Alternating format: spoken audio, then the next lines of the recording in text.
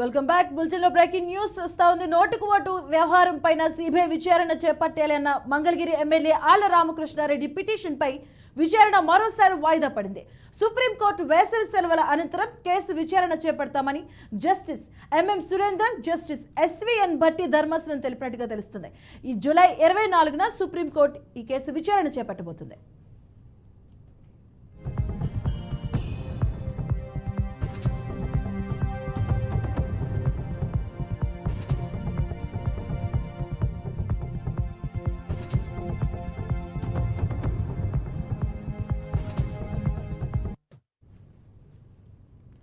ఈ కేసులో చట్టానికి సంబంధించి అనేక అంశాలు ముడిపడి ఉన్నాయని, ఆ వివరాలను అందించేందుకు తెలంగాణ ప్రభుత్వం సమయం కోరింది.